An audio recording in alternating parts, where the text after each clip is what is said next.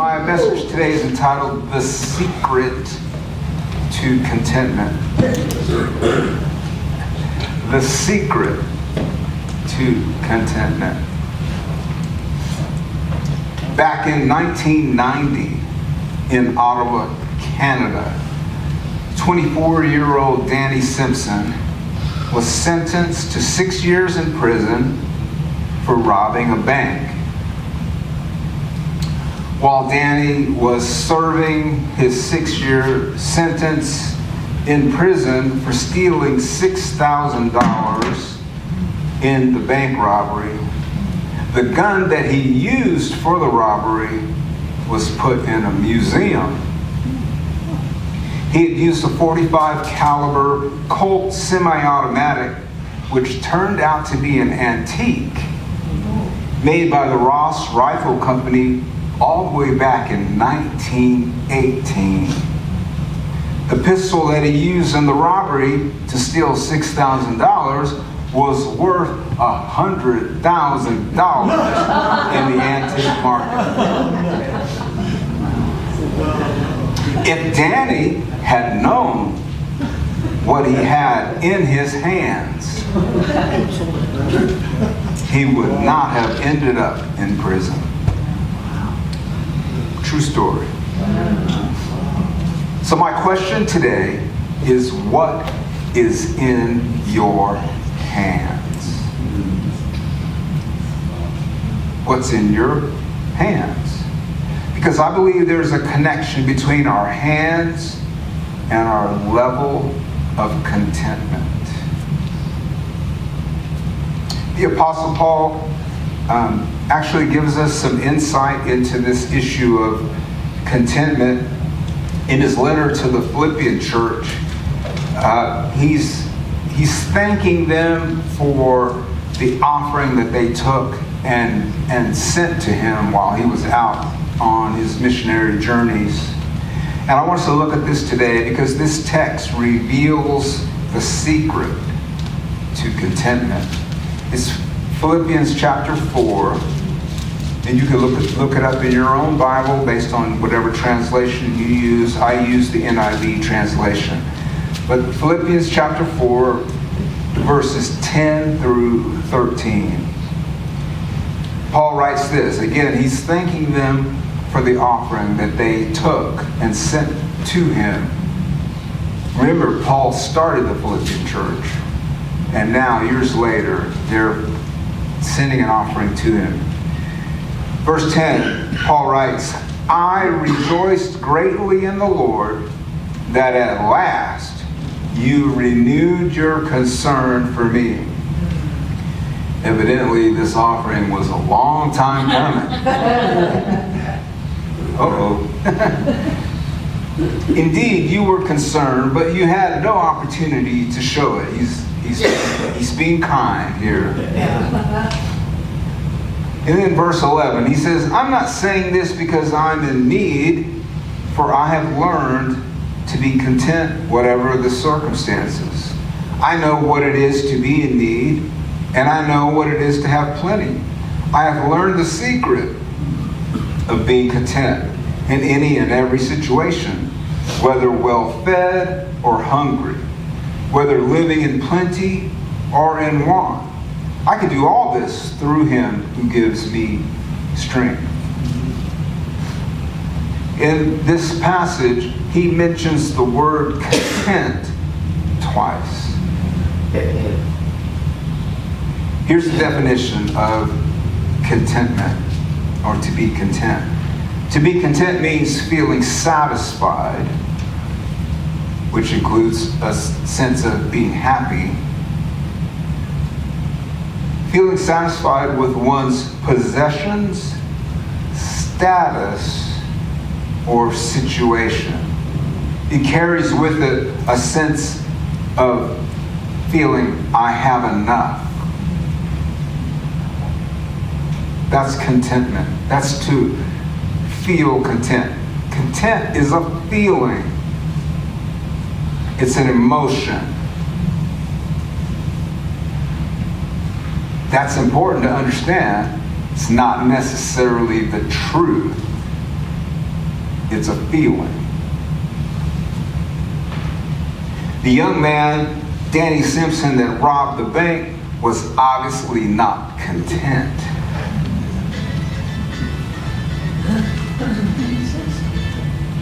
I think he's calling right now because we brought him up. But Danny Simpson was operating from an emotional position of lack. An emotional position of lack. And that emotional position of lack often begins with a thought. A thought like, I don't have enough. I don't have enough in my hands.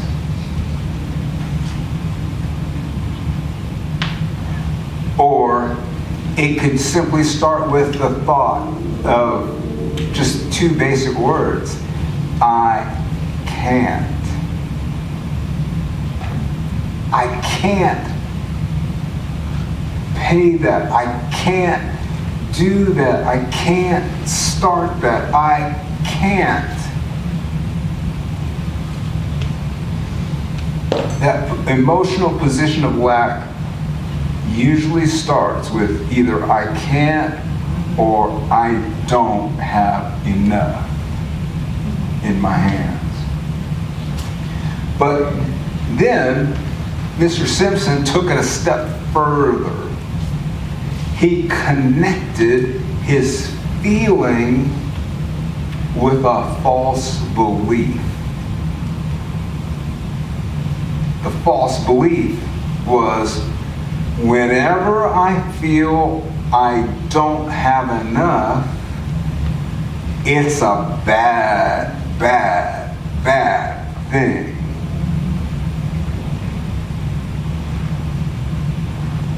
I'm not going to be happy whenever I feel like I don't have enough.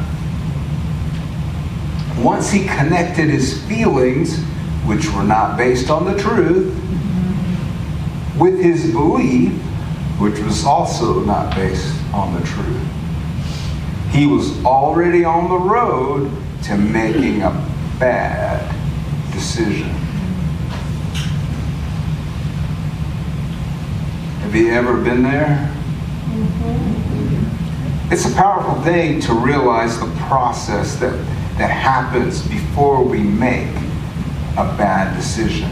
Usually starts with a thought, turns into a feeling, and then we connect it with a belief that's not necessarily true. Well, if you've ever been there, don't feel bad, because none of us were born with understanding how to be content. It's not in our human nature. It's not wired into us. So let's go back to what Paul says in Philippians 4. He says, I rejoice greatly in the Lord that at last you renewed your concern for me. Indeed, you were concerned, but you had no opportunity to show it. I'm not saying this because I am in need, for I've learned to be content. Whatever the circumstances, I know what it is to be in need, and I know what it is to have plenty. I've learned the secret of being content in any and every situation, whether well-fed or hungry, whether living in plenty or in want. I can do all this through him who gives me strength. So remember, none of us were born with understanding how to be content. And Paul here uses language that speaks of that he had to learn this. He had to learn it. It means he didn't know it beforehand. He had to learn it. Just like you and I. We don't know it. We have to learn it. And in his case, he says he learned it from experience. Some things you can learn in school, and then there's other things you have to learn by experience. And that's usually not the funnest thing. I love reading a book and going, I got it. I hate having to go through stuff and then to go, okay, Lord, I think I got it. Amen. And when you study Paul's life, that dude went through some stuff. And one thing in particular that I just am like, Lord, please don't ever let me have to go through that. Some of you, those of you that know me know I'm not a good swimmer. I'm not a good swimmer. I know I look like an Olympic swimmer, but I really am not. I'm not good at it. So because I'm not a good swimmer, I have a healthy fear or respect for the ocean. Healthy fear of the ocean. And so every time I read 2 Corinthians 11:25, I cringe. 2 Corinthians 11:25, Paul says, 3 times I was shipwrecked. I spent a night and a day in the open sea.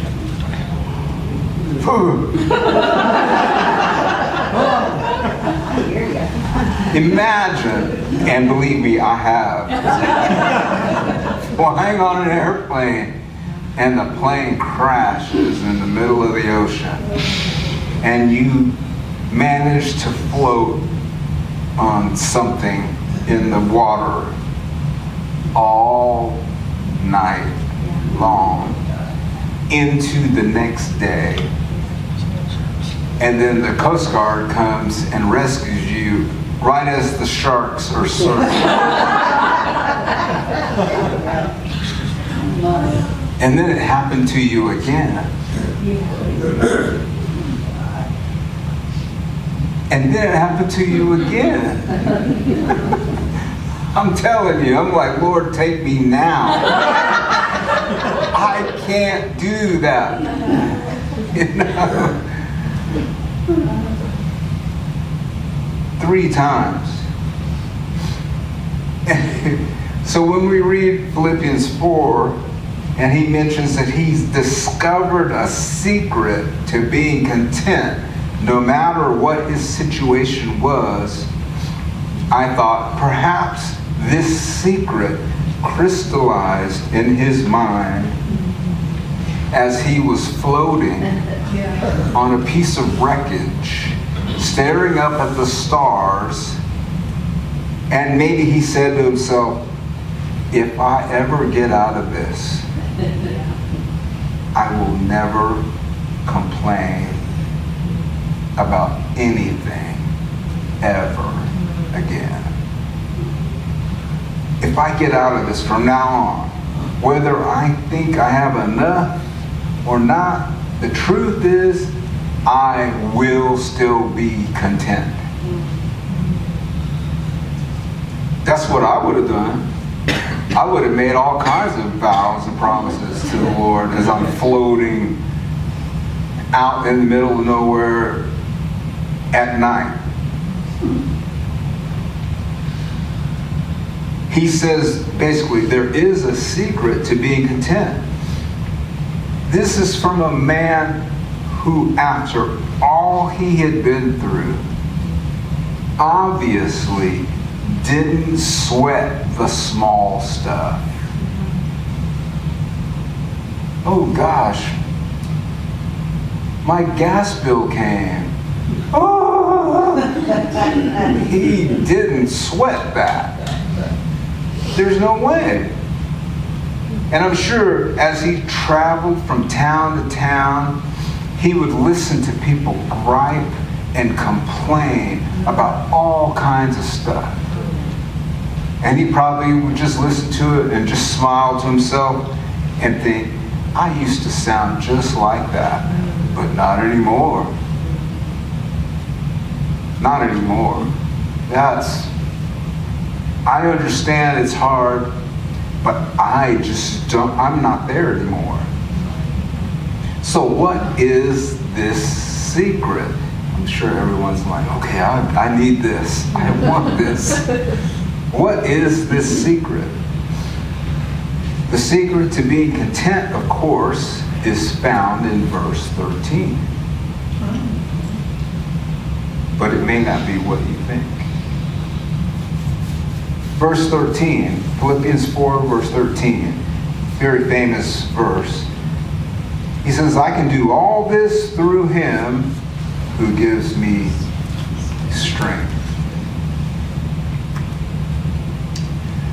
Now, the way that this sentence is constructed, it doesn't seem like it would be the answer to the what is the secret question. But it does contain the secret to contentment. The key is one tiny word. And it's the word do.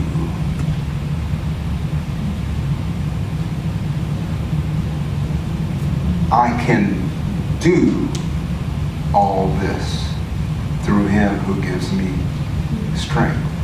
So here's the principle. Here's the principle. I want you guys to see what he's talking about. The principle is that contentment starts with a shift from focusing on what you have or don't have to what you do, especially for others. It's not about what you have or what you don't have. What he's saying is that the focus is about what you do,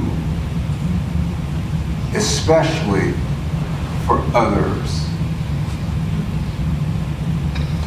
Notice, go ahead and pull Philippians 4:13 back up. Okay. Notice the verse doesn't say, I can have everything. Anybody see that? Yeah. I don't see where it says I can have everything. And it also eliminates the New Age concept of potential, because he doesn't say, I can be everything. Everybody see that? Yeah. It doesn't say, I can be everything. That's not what he says. And he doesn't say, I can have everything. The focus is on doing rather than having. Notice, remember, in the whole passage, Paul talks about the fact that his level of contentment didn't change whether he had a little amount or a lot. We've all heard stories of people who had everything and were still miserable. I wouldn't be in ministry if it weren't for the fact that when I was in the music industry and I reached a certain level and I was around some of the most famous people in the world that had everything and I watched their lives, I was like, I don't want that.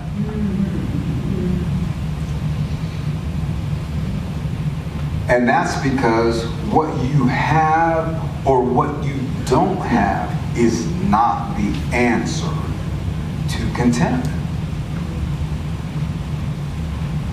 Contentment starts with a shift from focusing on what you have or don't have to what you do, especially for others.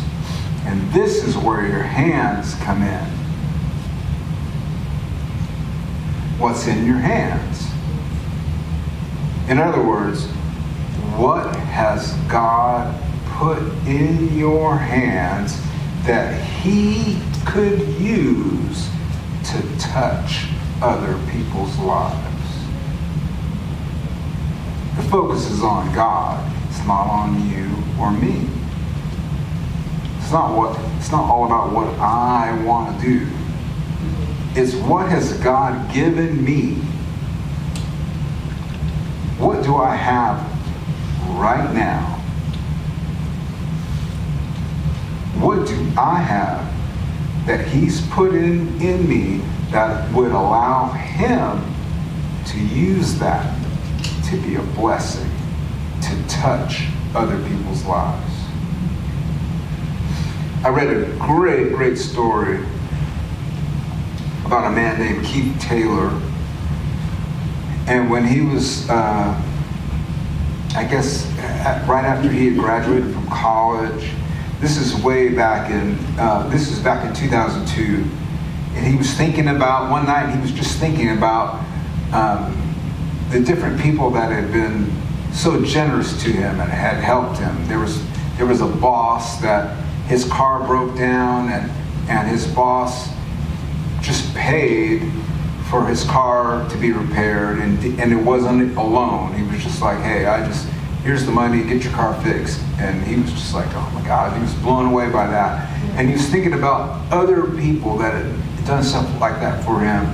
And he decided, I want to do something to help other people as well. But he didn't have hardly anything. And then he says, as he was thinking about it, he was like, it occurred to me all of a sudden that no one who had ever helped me had ever been wealthy. They had just been nice. They just had compassion. And that's when he decided to do something. So he decided, I wanted to help one person a month in some way. He only had $350. So he sets it aside, and then he sets up a little website and puts it out there. You know, anybody needs some help, with a bill or doctor bill or something like that, contact me. Well, the word got out. One day, he had 1,100 emails. Most of them were people needing help, but some of them were people who wanted to help him help people. Fast forward a few years, he starts a nonprofit and starts to do this. He says the first official grant that he gave out saved a woman's life. She received money for a mammogram that discovered a tumor. And that first year, his organization gave $2.5 million out to people that needed money, that needed help. His organization is called Modest Needs. And you can go on, it's still in existence. It's still, this was back in 2009, so he's given out probably billions of dollars. ModestNeeds.com. He said, one more exciting thing about Modest Needs is that almost 70% of individuals who receive money from grants end up donating money back to the organization later. Kindness produces more kindness. Generosity produces more generosity. He's created this massive thing because he understands and he understood that it's not about what you have, it's what you do with what you have. I can do all this through him who gives me strength. Now here's a little bit of hermeneutics for you. So when we look at verse 13, I can do all this through him who gives me strength. The Greek construction of this verse, the way it was originally written in the Greek, the translation of it would be, I am strong for all things in the one who constantly infuses strength in me.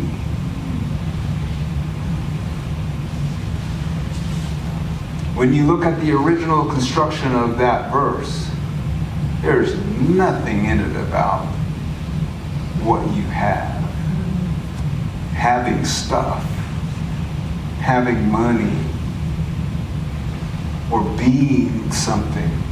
It's all about God giving you the strength to do whatever he wants you to do with your life, much like Keith Taylor. The Greek construction of this famous verse isn't focused on getting or having stuff. It's I am strong, and the key word is for. I am strong for all things. God can give you strength to do his work no matter, here's the thing, no matter whether you have a little or you have a lot. God can give you strength to do his work no matter what season of life you're in. Young, old, energetic, tired, in weakness or strength, in sickness or in health. No matter what shape the economy is in, no matter what political party is in office, God can give you the strength to do his work any time. Danny Thomas, who was, the famous actor and who started the St. Jude Hospital, he said, quote, "Success has nothing to do with what you gain in life or accomplish for yourself. It's what you do for others," unquote. It's about what you do. So what do you have in your hands? What do you have that you could give to help and bless others? So often we put off things until we hope that we have more. I can't do anything right now. I need more time. I need more freedom. I need more money. I need more help. I need to be married. I need to be single. Hopefully not that one. I need more energy. I need to feel better. I need to look better. There's always reasons why we say we can't now. There's that word, I can't. But what's in your hands? Sometimes we just don't have the confidence to believe that we have anything to offer. But everyone has something to offer, even if it's only a little. So we have to make the decision to activate whatever it is that we do have, whatever it is that we can. I am strong for all things in the one who constantly infuses strength in me. So what is in your hands? Let's bow our heads. I want to encourage all of you that are watching to continue to give faithfully to Celebration Church. There's so many different ways that you can do that. Of course, you can mail it in or drop by our location, which is 990 Meadowgate Road in Meta Vista, California, 95722. You can give online a couple of different ways. You can always use PayPal. Use the PayPal address of onecelebration@sbcglobal.net, or you can go to our website, our church website, which is www.ccfellowship.org. Go to the home page, go up to the About Us tab, pull that down and go to Give Now, and then there's a donate button that'll take you to our online giving page. And text giving is available as well. That's probably the fastest way to give to our church, and that is you text the word give to area code 530-288-4500, and you can give your tithe and offering to Celebration that way as well. And always, if you're watching on our YouTube channel at Celebration Church Office, subscribe and click like. We're so glad you decided to join us today. We hope you were blessed and encouraged. If you gave your life to Christ or want to reach out to us in any way, please email us at celebrationchurch13@gmail.com. To purchase Lou Ann Lee worship CDs and songbooks, click the links below. God bless you.